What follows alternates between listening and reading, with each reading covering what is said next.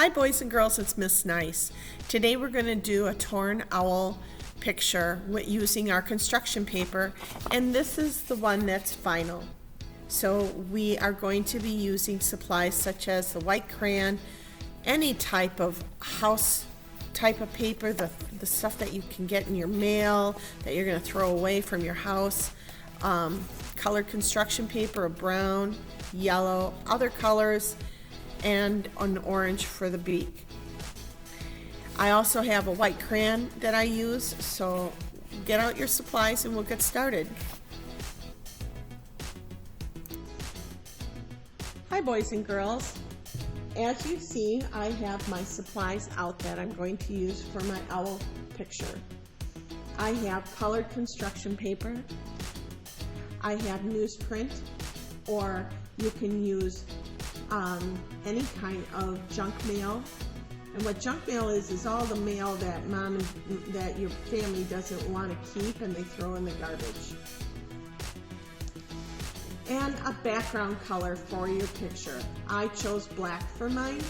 You only have one sheet of black with the colors you have, so make your selection based on some of the things that you might be thinking of.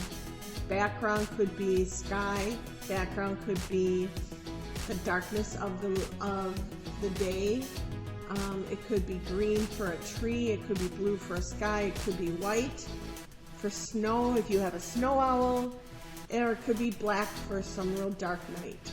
So I chose black for mine. I'm using my crayon first. My crayon is going to be drawing a small circle at the top and a larger circle down below it, or an oval. We're trying to make our owl a full bird and use all the paper, so you want to be able to put a good sized circle at the top and a good sized circle below that. If that isn't going to work, then make it change. Maybe you want it to be a little higher. Maybe you want your head to be a little bigger. Make the change and it's okay. Flip your paper over and try it on the other side. But it's okay, because this crayon that you drew with will be covered up with your paper. Actually, I will say that maybe you might want to put a line for a branch at the bottom. So the crayon I'm done with. And I'm going to be using paper, and I'm going to be creating my picture with these papers, and I'm going to choose the selection of colors I want. I'm using newsprint because I like the idea that there's gray in here. I have some extra papers that might not work because I did a fall tree with some of the kids. I like using, maybe I'll put the brown out. What else color can I use? I might use white, purple, or I might use pink. Let's see which one. I'm adding a touch of color. I'm going to add a little bit of purple. Only because I think it's a light enough color, it's not real bright, and it will look nice, I think, as an accent color. I'm going to use a very limited amount of color. So I take my paper, and I'm going to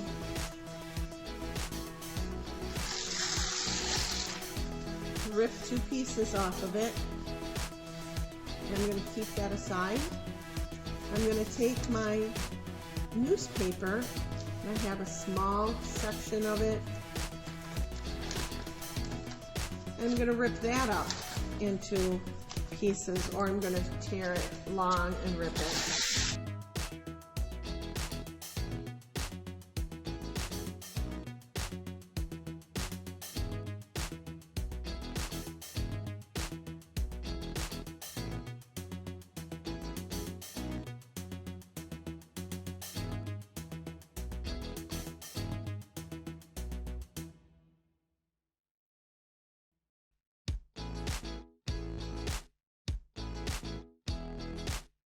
All my newspaper that I tore is no longer there, it's in a pile, and I made them all about the same length.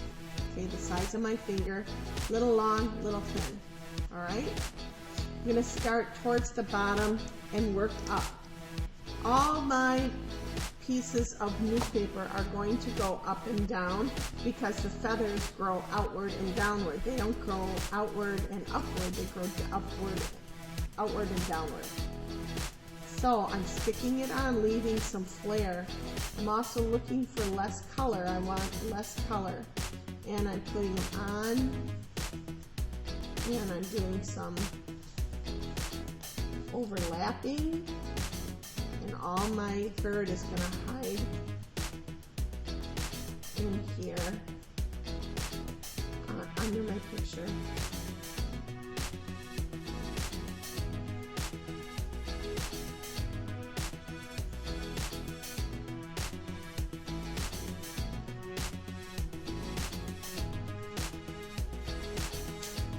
So now I'm going to start tearing my paper in half and going shorter and continuing to go upward with the shorter feathers. The long ones stay at the bottom. So every paper I have here, I'm going to tear in half, and I have about 3 or 4 of them in here, and I'm just going to keep adding them up and putting them on my bird and filling my bird. I'm going to do that till I'm all done, and that's when we're going to move on to the next part with adding the eyes, the beak, and things in the background, and the feet. So, I'll talk to you when we're done.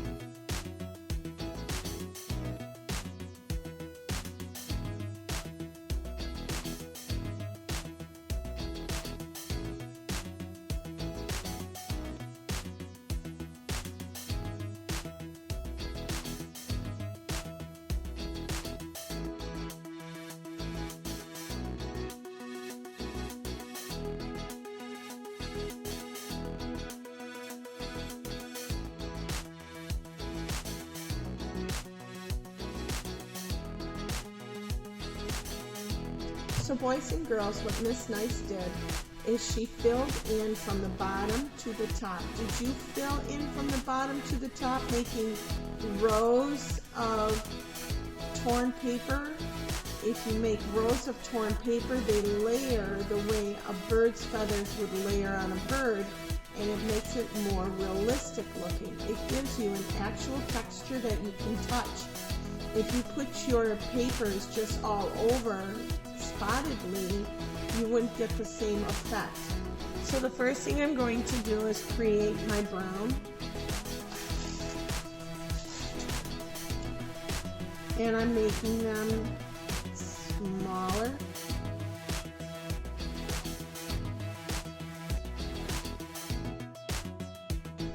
And I'm just putting glue down where I think my eyes are going to be.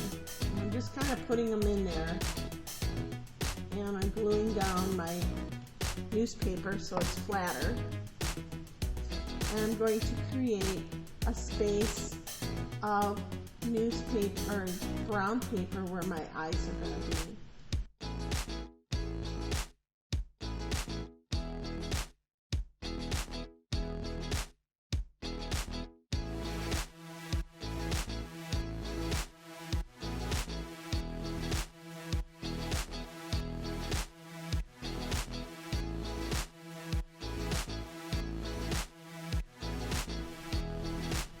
So what Miss Nice did is she put all the brown in here, and I filled it all in, and I made it come further out to the sides and around. I folded my paper in half, I drew a circle, and I cut out the circle, and I am going to glue them right here on my paper.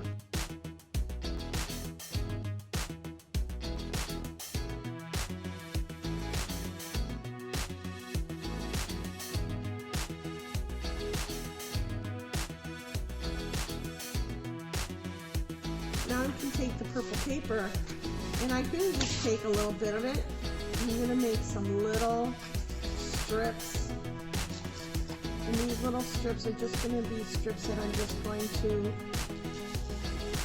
use to kind of give some color to my owl.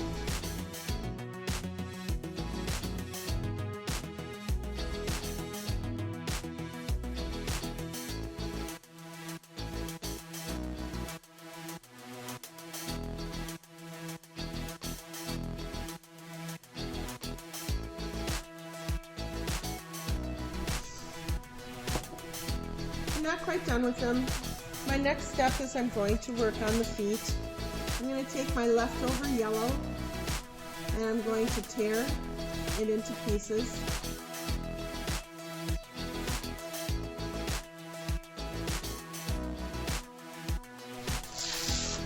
I'm going to take my brown, I'm going to tear long strips from the construction paper. You can tear it all the way across, you can create as long of strips as you can. But I tear it, if it doesn't tear long one way, turn your paper and tear it from another direction.